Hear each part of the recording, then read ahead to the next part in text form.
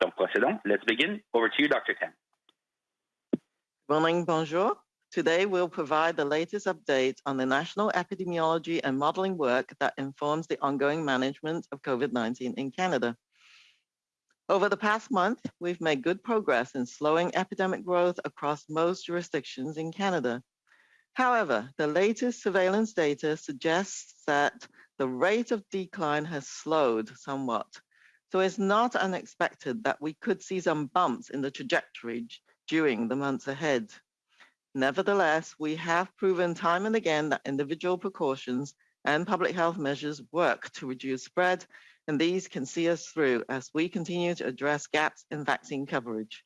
Heeding public health advice and keeping up with basic personal precautions like wearing a face mask, avoiding crowding, keeping indoor spaces well ventilated, and staying home if we develop symptoms can help keep these bumps in the trajectory to a lower, more manageable level. At the same time as gaps in vaccine coverage are reduced, we could see less impact on healthcare, schools, and the economic and social spaces that we've been striving to protect. Bonjour à toutes et à tous. Aujourd'hui, nous ferons le point sur les travaux d'épidémiologie et de modélisation effectués au pays qui orientent la gestion continue de la COVID-19 au Canada. Au cours des derniers mois, nous avons fait de bons progrès dans la plupart des provinces et territoires au Canada, et en ce qui concerne le ralentissement de la croissance de l'épidémie. Cependant, d'après les dernières données de surveillance, le taux de diminution a quelque peu ralenti, de sorte qu'il ne serait pas surprenant de voir quelques fluctuations dans la trajectoire au cours des prochains mois. Cela dit, nous avons prouvé à maintes reprises que les mesures de précaution personnelles et les mesures de santé publique sont efficaces pour réduire la propagation de la maladie, et ces mesures peuvent nous permettre de tenir le coup pendant que nous continuons de combler les lacunes en matière de couverture vaccinale. Le respect des conseils de santé publique et le maintien des mesures de précaution personnelles de base, comme porter un masque, éviter les foules, veiller à ce que les espaces intérieurs soient bien ventilés et rester à la maison en cas de symptômes, peuvent contribuer à maintenir ces fluctuations de la trajectoire à un niveau bas et gérable. Parallèlement, à mesure que les lacunes en matière de couverture vaccinale se résorberont, nous pourrions constater une diminution des répercussions sur les soins de santé, les écoles et les espaces économiques et sociaux que nous sommes efforcés de protéger. Since our last EPI and modeling update in early October, the average daily case counts have continued to decrease. Over the past week, there were an average of 2,230 new cases being reported daily across Canada. This means we are about halfway down from the peak of the fourth wave, when over 4,400 cases were being reported daily. After more than 6 weeks of declining case counts, lagging severe illness trends have begun to decrease during the past 3 weeks.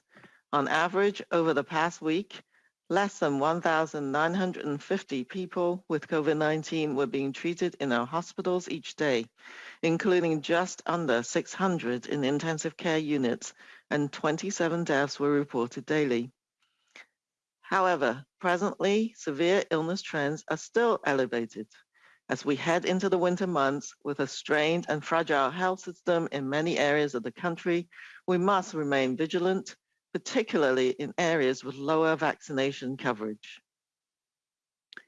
Diapositive 2. La situation vécue dans les 6 provinces les plus populeuses illustre les variations constantes quant à l'activité de la maladie au cours de la 4e vague au Canada. Des provinces durement touchées par le passé, mais qui ont maintenu les restrictions tout en cherchant à obtenir une couverture vaccinale élevée, ont connu une 4e vague relativement plus faible que les précédentes. D'autres régions qui ont assoupli un trop grand nombre de mesures trop rapidement avant l'atteinte d'une couverture vaccinale adéquate ont connu une recrudescence importante et marquée de l'activité de la maladie. Cette recrudescence a été suivie d'une augmentation tout aussi prononcée et élevée des cas graves. Cette situation a prolongé la forte pression exercée sur le système de santé et en particulier sur la capacité en soins intensifs. Ne sont pas représentées ici d'autres régions du pays où la propagation a été mieux maîtrisée au cours des précédentes vagues de la pandémie, mais où des introductions localisées du variant Delta qui se propage rapidement ont entraîné des éclosions dans des groupes de population ayant une faible couverture vaccinale ainsi qu'une transmission communautaire qui a été difficile à éliminer. Slide 3. For 6 weeks, with sustained public health measures to reduce spread in heavily impacted areas of Canada, the national RT, or reproduction number, has remained below 1. This means that the epidemic has remained out of a growth pattern nationally.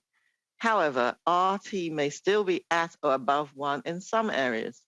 To keep the epidemic under control, RT needs to be maintained consistently below 1. Diapositive 4.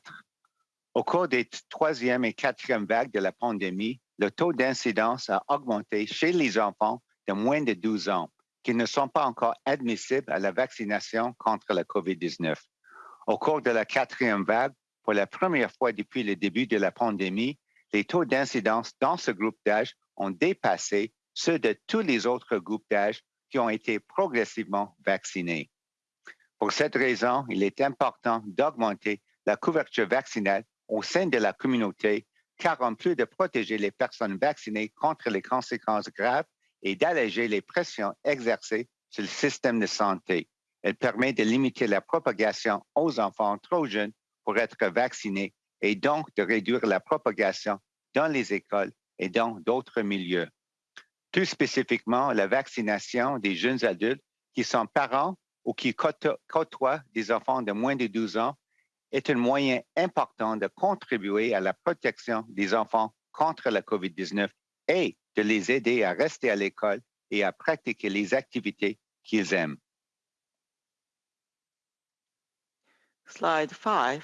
Not surprisingly, with wave 4 incidence rates being the highest among children under 12, the highest proportion of outbreak-associated cases involve primary school-age children. Nevertheless, the frequency and trend of school and childcare outbreaks appear to follow incidents in the community, with the number of reported outbreaks in these settings peaking at roughly the same time as community cases for waves 3 and 4. This graph of outbreak-associated cases in Ontario and Quebec, which represent about half of the Canadian population, shows that children aged 5 to 11 years have become the most prominent age group during the fourth wave. However, encouragingly, several key features of outbreaks involving children indicate sensitive monitoring and a positive impact of vaccination and infection prevention and control measures that are being employed to keep these settings safer, while striving to keep them open for the benefit of children. Ongoing monitoring indicates that most outbreaks among young children have been small, involving fewer than 4 cases, which suggests sensitive detection and rapid response to control spread. Compared to the third wave, there were fewer school outbreak-associated cases occurring in the 12 to 17-year age group, who are increasingly well vaccinated.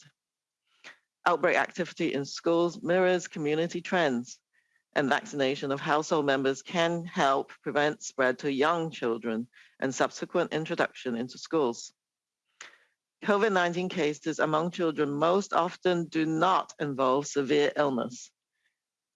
To date, there have been over 350,000 reported cases in children and youth up to 19 years of age, with less than 1% involving severe illness. Diapositive 6. Depuis le début de la vaccination à la mi-décembre, plus de 58,9 millions de doses de vaccins contre la COVID-19 ont été administrées au Canada. Plus de 89% de la population admissible âgée de 12 ans et plus ont reçu au moins une dose de vaccin contre la COVID-19 et plus de 84% des Canadiens admissibles sont entièrement vaccinés. Bien que la couverture vaccinale ait continué d'augmenter dans les différents groupes d'âge, plus de 87 à 92 des personnes de plus de 50 ans et plus étant entièrement vaccinées, cette couverture demeure à son plus faible niveau chez les groupes d'âge admissibles les plus jeunes, ce qui s'est traduit par un déficit toujours assez important en matière de protection. Si l'on inclut les quelques 4,3 millions d'enfants de moins de 12 ans qui ne sont pas encore admissibles à la vaccination, la couverture vaccinale totale de la population est environ 10 moindre. 78 des personnes ayant reçu au moins une dose et 74 étant entièrement vaccinées. Il demeure que plus de 5,5 millions de Canadiens sont actuellement admissibles, mais n'ont toujours pas été entièrement vaccinés. C'est pourquoi nous devons continuer d'accroître la couverture vaccinale afin de protéger autant de personnes que possible. Slide 7. Health regions that have achieved high vaccination rates, most of which maintained a range of measures to slow transmission rates while vaccine coverage was building, have been able to keep infection rates lower. These regions are now in the stronger position of having high vaccine coverage and low disease incidence, seen as light green and blue areas on the map heading into the winter respiratory season. On the other hand, areas with lower vaccine coverage, particularly those that ease measures too soon or too quickly, are experiencing high incidence, including still elevated numbers of severe illnesses and prolonged strain on the health system. These regions are in a challenging position of having still too low vaccination coverage with ongoing high incidence. This includes red-colored hotspots on this map, where there is high incidence of cases in areas of low vaccine coverage, with under 60% of the eligible population fully vaccinated. The burgundy-colored high incidence areas that have vaccine coverage between 60 and 79%, including areas where public health measures were too soon or too quickly. Heading into the respiratory season, with healthcare capacity already under heavy strain, there is increased urgency for these areas to maintain public health measures to slow the spread while continuing efforts to quickly address gaps in vaccine coverage to protect more people from severe illness. Nevertheless, even areas with moderate to high vaccination coverage need to maintain basic precautions, such as masking and limiting gathering sizes, while ensuring a quick response to any rapid increase in cases, as we spend more time indoors over the coming months. Diapositive 8. La vaccination réduit votre risque d'être gravement malade, d'être hospitalisé et de décéder en raison de la COVID-19. Une fois encore, les données les plus récentes montrent que les personnes entièrement vaccinées sont significativement moins nombreuses que les autres à être infectées et qu'elles sont grandement protégées contre les formes graves de la COVID-19. Entre la mi-septembre et la mi-octobre, après ajustement en fonction de l'âge, les taux hebdomadaires moyens ont révélé ce qui suit.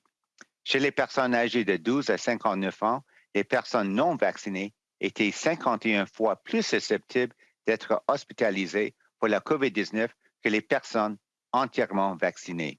Et chez les personnes âgées de 60 ans et plus, les personnes non vaccinées étaient 19 fois plus susceptibles d'être hospitalisées pour la COVID-19 que les personnes entièrement vaccinées. À la lumière des données indiquant un déclin graduel de la protection dans certaines populations, comme les aînés vivant dans un établissement de soins de longue durée et les personnes âgées de 80 ans et plus, le Comité consultatif national de l'immunisation recommande d'administrer une dose de rappel à certaines populations présentant le risque le plus élevé de maladies graves et de déclin de la protection après avoir reçu leur première série de vaccins. Slide 9. This updated longer-range forecast shows how the epidemic trajectory could evolve through early December. Since our last update, the combined effect of achieving high vaccine coverage together with maintaining public health measures has helped to bring the fourth wave under control along the reduced transmission trajectory previously forecast.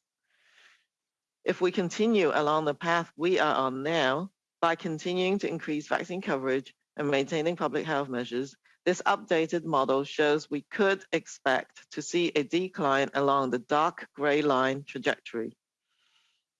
While we are therefore continuing to see positive signs, resurgence is still possible. The blue line trajectory shows that at a national level, cases could begin to rise again if the transmission increased by just 15% from current levels. Although we are cautiously optimistic about our longer range trajectory, it is still too soon to fully ease public health measures. If we were to do so, we could expect to see a rapid rise in cases. Now's not the time to let our guard down. We may still be in for a challenging winter, and maintaining a cautious approach can help keep us safer as we move indoors with the arrival of colder weather. Finalement, diapositive 10. Encore une fois, les prévisions à long terme confirment l'importance et les bienfaits des mesures de santé publique et de protection individuelle, même au niveau actuel de couverture vaccinale.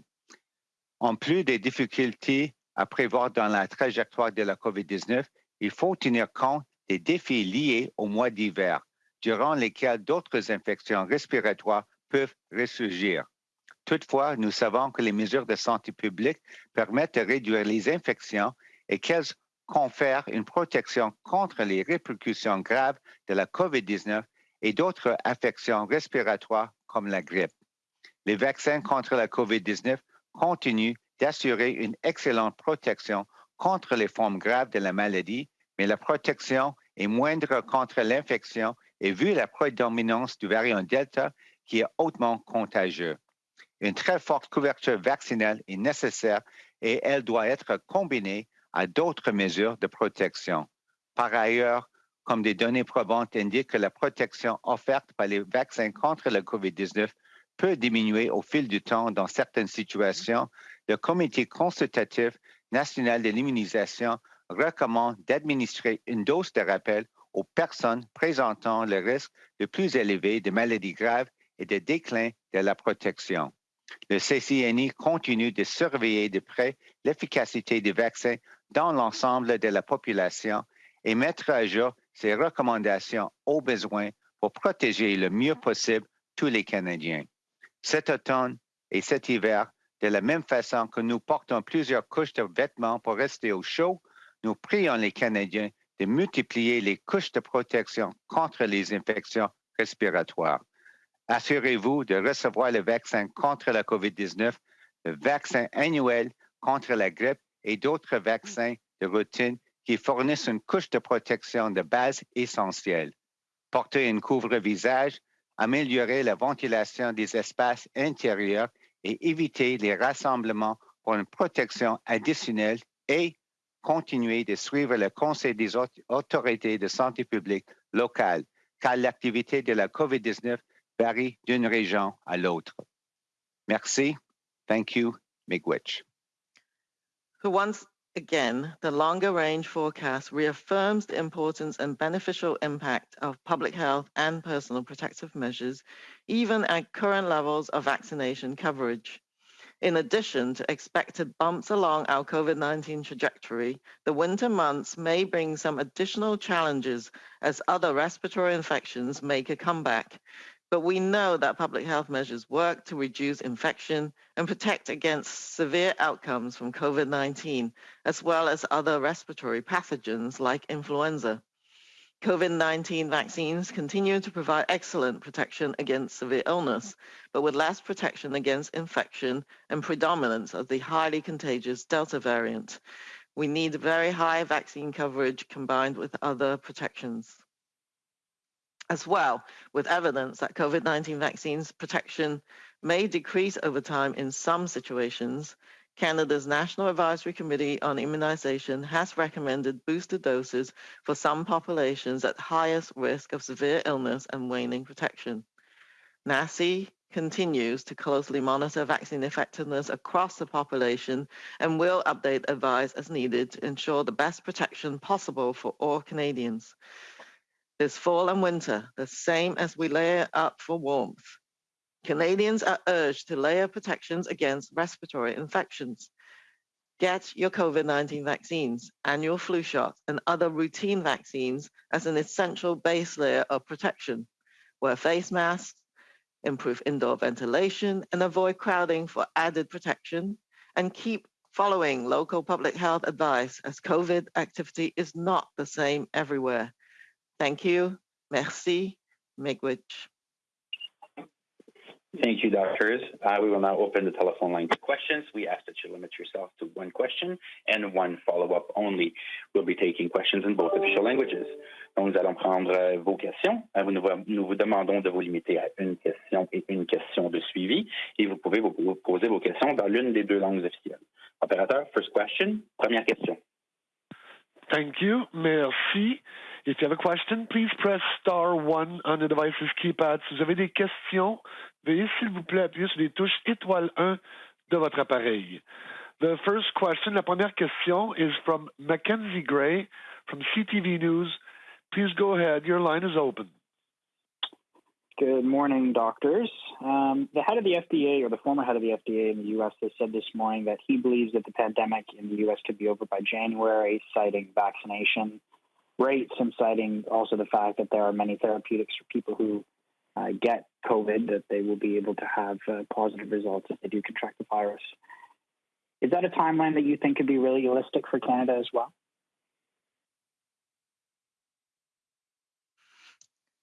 Good morning. I'll start on that question. I think, as we've said in our presentation, we may be in still for a bit of a bumpy ride all the way through the winter season in Canada. I think it is really encouraging and absolutely amazing. Kudos to Canadians for rolling up their sleeves that we got such a high vaccine coverage, and in fact higher than that of the United States. But many areas of the country hasn't seen much COVID activity. So I think that the level of immunity in some populations in Canada can be low, especially if you see on the map in the slides that the most vulnerable areas are where areas with lower vaccine coverage and loosening up public health measures too soon. So I envisage that there are bumps on the road because there are regional differences, and then could be upsurge in cases in pockets of under-immunization. So I am looking forward to seeing less massive upswings in widespread areas, but we've got a little bit of a ways to go. And I think the most important thing is to watch the epidemiology and the data as we go along. But we are still preparing at the federal level, but also at provincial level, to provide surge capacity to certain hotspots or areas that need them. Just recently, for example, the Nunavik in Quebec has had an upsurge in cases. So we might still expect those kind of situations to occur, but just keep going with getting vaccinated. I've also pointed out in this presentation that there's still over 5 million people eligible who hasn't been vaccinated, and that creates pockets that the virus can get into. The other thing is that this virus has proven time and time again that it can undergo evolution, so we'll still have to monitor that.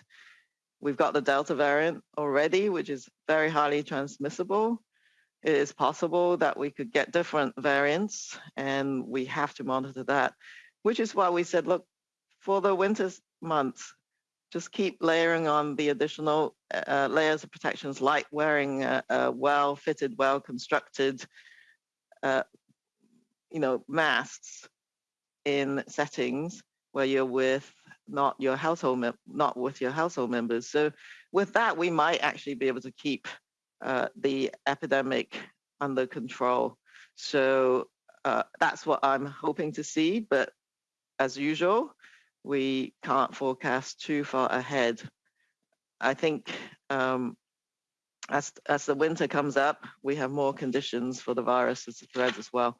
Maybe I'll just add that if you look at Europe, even countries like the United Kingdom that has a pretty high vaccination coverage, they're still seeing resurgences and maybe resurgences in severe outcomes as well. So I don't think we're out of the woods. I think we should look probably towards the spring when we will be in a better position. Thank you. Follow up, Mac? Yeah, Dr. Tam, you mentioned the 5 million people who are not vaccinated who are eligible at this point in time. Is it safe to say that if you're adult in this country and you haven't been vaccinated, that you're going to get COVID-19? Well, the Delta variant is very transmissible, but it does depend on where you are. Obviously, in areas where there's high activity, you're much more likely to get COVID-19. And so it depends. I think it depends. So if you're an adult, unvaccinated, in an area where transmission is occurring, then there is a very good likelihood that you're going to get infected. And also, it's so prevalent in different areas of the world. So if you were to travel, that is also going to be a risk for those who are unvaccinated. Dr. Njoo, maybe I can just add to that, Mackenzie, your question. Yes, if you are an unvaccinated, Canadian, theoretically, yes, you could really sort of seal yourself off from the rest of society, withdraw from community life, and really limit your chances of coming in contact and becoming infected. But I think that's challenging for practically everyone. We're all social beings, and there's always basic things that people need to do in terms of getting groceries and so on. Certainly, you could have it delivered. You could take extraordinary steps to really limit sort of any potential contacts with anyone else to lower the risk to a very, very low level in terms of potential exposure. But to what extent is that really feasible, possible, and practical compared to just, in my view anyway, the simple act of getting vaccinated and increasing your level of protection? But you're right, it's not absolute that anyone who is unvaccinated will absolutely get COVID-19, but I think they would have to obviously take a look at what's happening in their community and take probably extraordinary steps to avoid any contact with other human beings. Thank you. Thank you, Dr. Zapper. Next question. Prochaine question. Thank you. Merci. Prochaine question, Raymond Filion, TVA. À vous la parole. Merci. Bonjour, Dr. Njoo. Juste pour faire suite à la question de mon collègue Mackenzie de CTV, est-ce qu'on peut dire que vous avez à ce moment-ci espoir que la pandémie soit terminée au Canada au printemps, donc après l'hiver? Comme Dr. Tam a constaté, moi aussi, je pense que c'est toujours bon d'être optimiste, mais je pense qu'il faut être aussi réaliste. Ici au Canada, on est, un pays nordique et avec l'automne et l'hiver, c'est sûr que beaucoup de monde vont rentrer encore à l'intérieur. On sait déjà comment le virus se propage et c'est toujours le risque élevé avec les espaces clos à l'intérieur avec une ventilation peut-être pas si bonne que comparée à l'extérieur. Donc, avec tous ces autres facteurs comme les diminutions peut-être de la protection des vaccins, on voit déjà qu'il y a quelques groupes à risque. On recommande d'avoir une dose de rappel. Donc, je pense que c'est trop tôt. On peut vraiment voir une fin de la pandémie avec le printemps. Il faut je pense, continuer à être prudent. Je pense que la vaccination, on parle souvent de la couverture vaccinale. C'est la base, la fondation de notre protection individuelle, mais aussi collective contre le virus. On voit déjà l'évolution des variants préoccupants. Donc, je pense que c'est très important d'augmenter la couverture vaccinale, mais aussi de reconnaître que les vaccins ne sont pas 100% efficaces. Il n'y a aucun vaccin qui est 100% efficace. Donc, il faut toujours ajouter des autres couches de protection à l'échelle individuelle, comme le port de masque, mais aussi à l'échelle de la communauté. peut-être avec les mesures de santé publique, je pense modifier ou peut-être ajuster dépendant de la situation épidémiologique. Merci. Par ailleurs, la frontière terrestre américaine rouvre ce lundi. Est-ce qu'il est encore hors de question que le Canada cesse d'exiger une preuve de test PCR négatif pour le retour au Canada et pourquoi? OK. Donc, pour nous autres, la sécurité et santé, protéger la santé des Canadiens, c'est une priorité. On sait que la frontière avec les États-Unis sera ouverte bientôt. Et on sait que la situation entre le Canada et les États-Unis, c'est encore un peu différent. Avec les données probantes qu'on a déjà examinées, on voit que même avec un test pré-arrivé moléculaire parmi tous les voyageurs qui arrivent au Canada, un certain pourcentage après a un test positif encore. Ça, c'est quelque chose. Je pense qu'avec les données probantes, c'est 0,2 %. Peut-être c'est un pourcentage, on peut dire très faible, mais si on continue avec une augmentation des volumes des voyageurs au Canada, peut-être avec les nombres actuels des voyageurs infectés avec la COVID-19 qui rentrent au Canada, ça peut être un nombre important. Donc, ça, c'est quelque chose à considérer.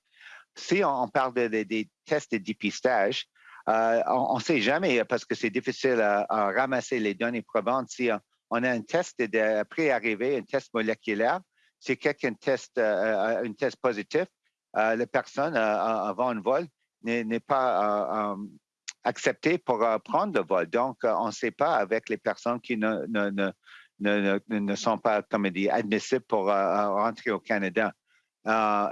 C'est aussi une autre analyse on continue à faire, mais on sait qu'il y a des différences entre un test d'antigène et un test moléculaire parce que un test, comme on dit en anglais, rapid antigen, c'est plus fiable pour les résultats si quelqu'un est symptomatique.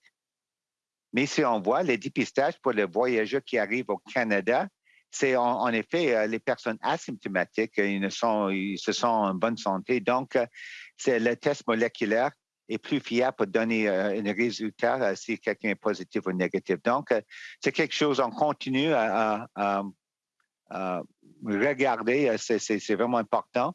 Et c'est peut-être possible, on peut faire des modifications peut-être pour certains groupes de voyageurs. On sait qu'on continue à analyser c'est quoi vraiment le risque aussi, le seuil de tolérance, le risque peut-être pour les Canadiens qui font des petits voyages aux États-Unis. Mais vraiment, si quelqu'un prend peut-être une vacance pour quelques semaines en Floride, c'est sûr qu'on va continuer d'avoir, comme on dit, un bon processus pour protéger la santé des Canadiens qui sont ici au Canada. Merci, Dr. Njoo. Upper, next question. Prochaine question. Thank you. Merci. The next question is from Ashley Stewart, Global News. Your line is open. Good morning, doctors. My first question is, we know Health Canada is reviewing the Merck COVID-19 pill. Are you also looking into Pfizer's COVID-19 pill, and where are you at in that process? Thank you for that question, and we can certainly ask Health Canada, our regulator, to provide any follow-ups, but both of those medications are under review, and I don't have any further information as to what the progress is with each of them. I do know that our regulatory colleagues are working as fast as they can, as they have done with all the other treatments that have been submitted by manufacturers. So yes, they are reviewing both. And follow-up question? Thanks for that. So a few days ago, Health Canada tweeted that the review of the children's vaccine would take months, then deleted that tweet and then waited until noon the next day to correct it. So that seemed a bit like the latest example of poor communication and a lack of transparency that parents say is making them desperate for clearer information and anxious. What do you say to those to those parents, and to people who say that the US is far more transparent about the regulatory process than Canada is? Well, I think Dr. Sharma, who was here last week, was pretty clear that it's weeks, in the next weeks, and not months. So I think there was some error in that tweet, perhaps. I wasn't personally involved in that. And so that has been corrected, but definitely follow the message that's provided by Dr. Sharma, who is in the regulatory department. And I think Health Canada has been providing updates as they're going along, and the regulatory process should be respected.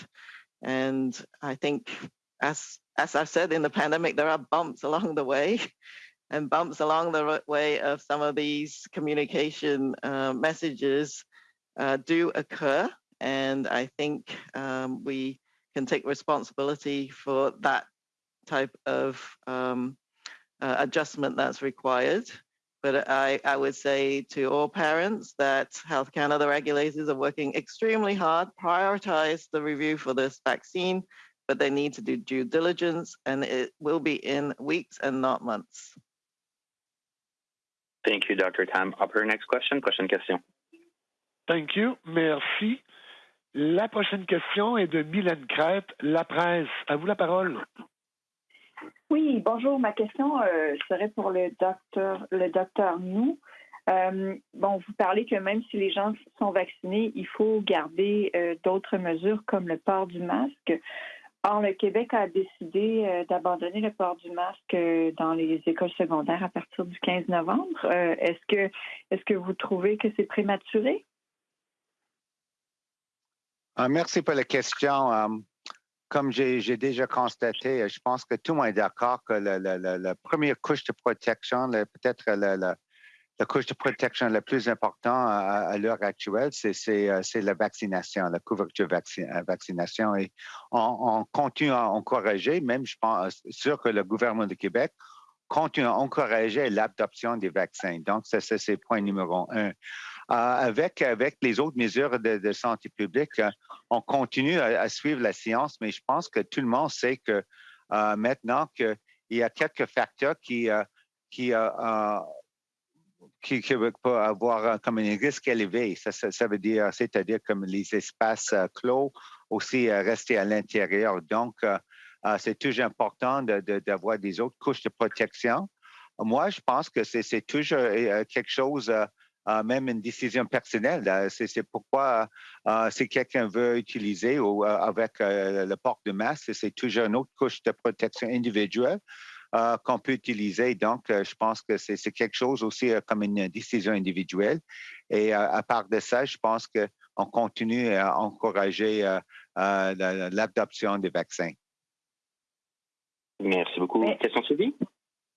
Oui, mais est-ce que vous pensez que cette mesure risque de faire augmenter le nombre de cas de COVID-19 chez les 12 à 17 ans qui fréquentent les écoles secondaires? C'est un enjeu complexe parce qu'il y a plusieurs facteurs. C'est toujours possible si peut-être il y a un enfant infecté qui peuvent transmettre le virus aux autres. Si c'est possible, est-ce que le port de masque peut diminuer le risque? Oui, c'est toujours possible. Mais par contre, je peux aussi dire que pour protéger les enfants, c'est dans l'ensemble, dans les écoles, c'est aussi toujours important.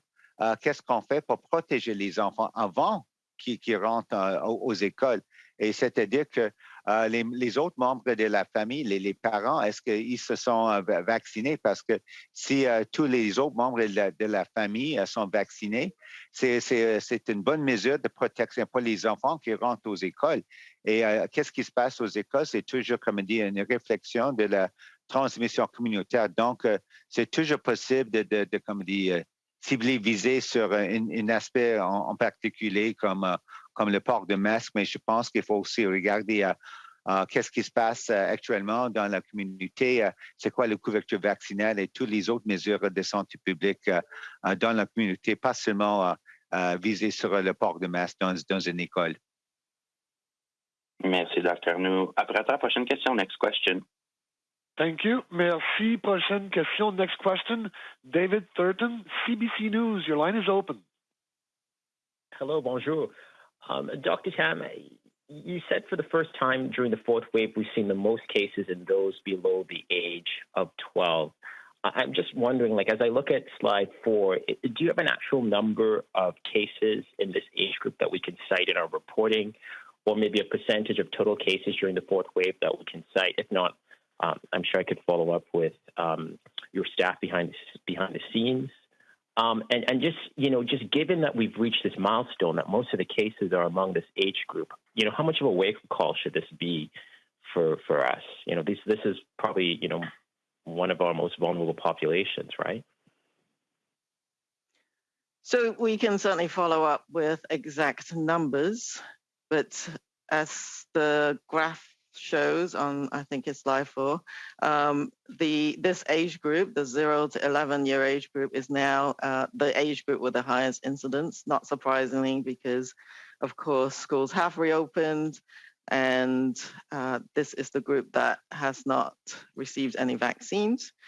But there are ways to protect this group, as Dr. Njoo had just said. I think, based on my recollection, right now, this age group represents over 20% of cases daily, and yet they are only represent about 12% of the Canadian population. So they are overrepresented at this time. So, but the outbreaks, as we said in one of our other slides, at schools have generally been quite small. They do vary in size, but they've generally been relatively small. So people are trying to keep these spaces safe. So I think it's not an unexpected pattern given the high level of vaccination in the other age groups. I think it's still a number of weeks, as we just said, for the pediatric vaccine for the 5 to 11 age groups to be reviewed. So that could present another opportunity for protection of that age group. So that's just something in the near future that we will see some recommendations on. I think this age group, I think the key is that in general they have milder illnesses, but there are occasional more rare aspects of severe outcomes, but very rarely do they result in death. But any death in a young child is extremely tragic and unexpected. So I know that over the course of the pandemic, there's been certainly less than 20 deaths in persons under the age of 19. But we will get some of those numbers to you as a follow-up. Okay, thank you. And totally a different question. It just occurred to me, we haven't heard much of an update about Alberta and Saskatchewan's requests for the one-shot Johnson & Johnson vaccine. Where do we stand on that? Is there an update on the process to we've procured them, it's just getting those deliveries, and just if I'm understanding the request correctly from those provinces, it's because there seems to be a desire or willingness to get Johnson & Johnson vaccine among those who are vaccine hesitant. So is there an update on that? Yes.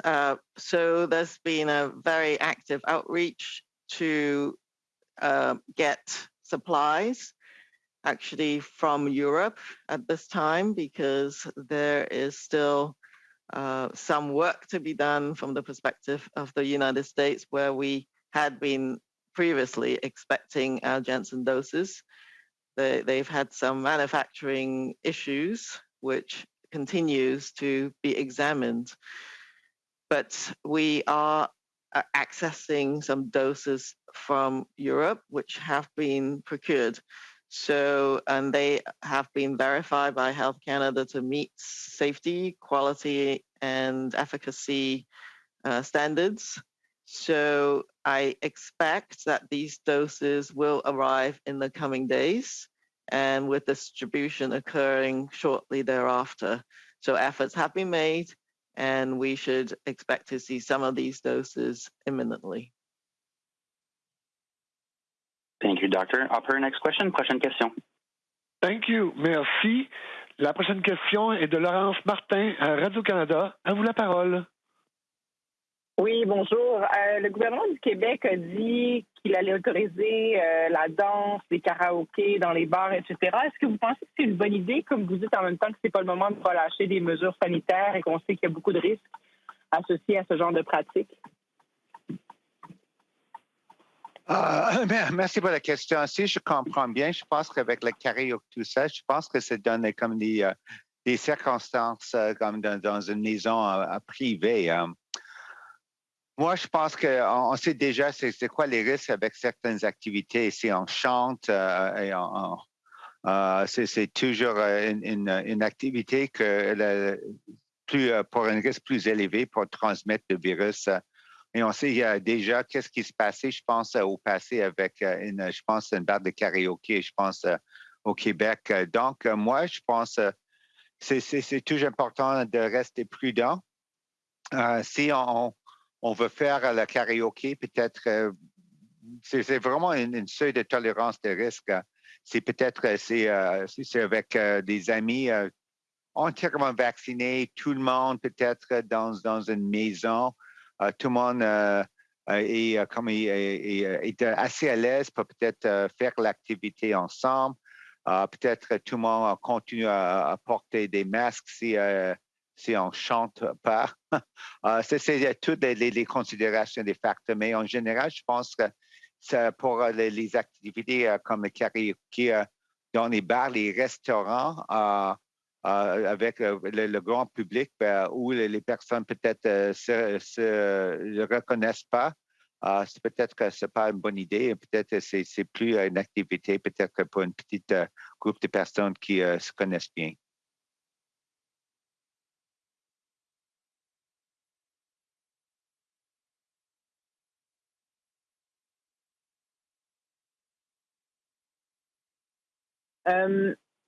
Jusqu'à quel point est-ce que ça pose un risque important pour les patients, le fait qu'il y ait des travailleurs de la santé qui ne soient pas vaccinés? Là, selon vous, est-ce que c'est très risqué pour les patients à ce stade-ci de l'épidémie qu'il y ait des travailleurs de la santé qui ne soient pas vaccinés? Excuse-moi. Merci pour la question. Moi, je pense que c'est très important de toujours, comme on dit, encourager les efforts pour augmenter le niveau de la couverture vaccinale. Et je pense que pour les travailleurs des soins de la santé, pour moi, c'est très important de les encourager parce que c'est pour une bonne protection pour eux-mêmes. Excusez-moi, mais c'est aussi très important pour protéger leurs patients qui font des fois partie des populations les plus vulnérables. Donc, je pense que oui, c'est quelque chose que la grande majorité des travailleurs, il ne faut pas oublier ça, la grande majorité des travailleurs des soins de santé, je pense que c'est comme plus que de 90% sont entièrement vaccinés. On parle vraiment d'une minorité. Et pour moi, honnêtement, comme un autre travailleur de soins de santé, je ne comprends pas. Si on est responsable pour vraiment fournir les soins de santé, mais aussi la sécurité des patients, je pense que si c'est quelque chose qui c'est déjà éprouvé comme une bonne moyen, une autre couche de protection pour tout le monde d'être entièrement vacciné, je ne comprends pas pourquoi il reste encore une minorité, mais quelques travailleurs de soins de santé qui ne sont pas encore entièrement vaccinés. C'est ça. Et pour moi, c'est oui, Je pense que le risque est faible parce que la grande majorité des travailleurs sont vaccinés, mais ça reste encore un enjeu actuel. Je comprends ça. Merci. Merci, Dr. Njoo. Operator, next question. Prochaine question. Thank you. Merci. The next question from Laura Osman, the Canadian Press. Your line is open. Good morning. Thanks for this optimistic modeling this morning. I wanted to ask you about slide 7 in particular. I was hoping that you could elaborate a little bit on those areas that are in dark blue where they have high incidence but also high coverage of vaccine. What do you suspect is happening there? Yes, this is Theresa Tam. I'll take that question. So some of these areas are in some quite small populations. So you've seen them in the territories and some northern areas in the provinces. And of course, any increase in numbers can increase the rates quite a bit. But they also have different contexts in terms of living conditions, sometimes more crowded, where you actually have even higher coverage is required to reduce transmission. So some of those social economic environments and health inequities can put people at a higher risk of getting exposed to the virus as well. So even a high vaccine coverage may not be quite enough. The other aspects of potential, I would say, factors that may be going into the epidemiology there is that they were some of the first places to get the vaccine and be prioritized. So some of these populations have had the vaccine the earliest and therefore the longest time since vaccination. And there's been reports of some observations of waning immunity against infection. And in some cases, they have had some severe outcomes. So some of that might be going on as the Delta variant, the highly transmissible variant, has been introduced. So I think is a mixed number of factors. Yes, and as Dr. Njoo, I just would add an additional point to what Dr. Tam has said. I certainly agree with everything she said. And the other point also is that as these programs were rolled out probably earlier in the territories compared to the rest of Canada, at the beginning, they were also, I think, more likely to have used sort of a shorter dose interval, probably closer to what the manufacturer had sort of indicated should be done. But as we've now learned, as other provinces went with a longer dose interval, and we're now seeing real-world evidence that the longer dose interval actually provides a longer-lasting protection. I think that might also be a factor in play. But those are the types of data that we continue to analyze both at the national level and also within the individual jurisdictions so that we can all learn from each other and then adapt as we go along in terms of our vaccine programs. Thanks. Thank you. Follow-up question? Thank you for that. That's really interesting. And I'm sorry to have to ask you about PCR tests at the border again. I'm specifically interested in the policy about short trips across the border where people can get tested in Canada, go across the border for 72 hours, and then show the border guard their Canadian COVID-19 test in order to return to the country. Some experts I've spoken to said this just simply is not going to prevent any cases from coming into the country. And perhaps there's other reasons for the policy, but I'm wondering if this is a policy that public health has endorsed, and if so, what is sort of the scientific reason for it? Yeah, so all of these border policies are being actively looked at the moment. And one of the key ones is what testing measures should be in place for people taking shorter trips. So just to reassure everybody that we are looking at that quite carefully. And as Dr. Njoo has said earlier, that we will be examining epidemiologic factors between Canada and the United States. At the moment, the US still has higher rates. And we're just coming down on the fourth wave, which is great. I think I'm really happy to provide those optimistic projections, but things could shift pretty quickly in the winter months. So we wanted to take a cautious, phased approach and has been doing so for our border measures. So we will be examining those policies. I believe, if I could recall, and we may have to get back to you on that, that it was actually done to enable some of the border communities who have essentially need to take those trips to the United States because their communities are so connected that because they're short trips, that we were not going to be asking them necessarily to take a test over on the other side of the border to enable them to go across safely. I think it's also a collective effort to just reduce transmission across the US-Canada border. So I think it was done to try and support some of those communities, but I do think that all of this needs to be re-examined as we are doing with all of the border measures moving ahead. Thank you, Doctor. We have time for one last question. Dernière question. Opérateur. Thank you. Merci. The question will be from Brian Platt, the National Post. The line is open. Hi. I just wanted to ask about, we used to talk about herd immunity a lot earlier in this pandemic, but obviously that changed then with variants and breakthrough infections. Is this still something that you think about? Is there a level of herd immunity we should try to aim for? And if so, what is that level? So herd immunity or community immunity is a state where majority of the population is immune to the extent that virus transmission is halted, basically. I think everything had to be re-examined with the very highly transmissible Delta variant. Could the virus get more transmissible? We don't know, but we certainly have to be monitoring that. The more transmissible a virus, and the higher that reproduction number, that R number, reproduction rate, the more difficult it is, the higher levels of immunity in the population has to be achieved to stop the virus transmitting. So that has changed over time. And it can change with the population as well and your context.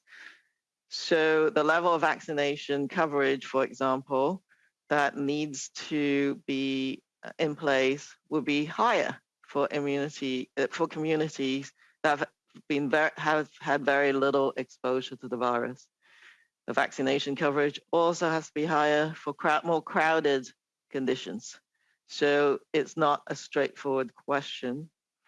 But I think our modelers, looking at this from a mathematical and statistical perspective only, this is just as a ballpark, thinks that a virus that has a reproduction number of somewhere between 5 and 6, which is what the Delta variant might be in certain contexts, then you need to achieve at least 80% of total population immunity.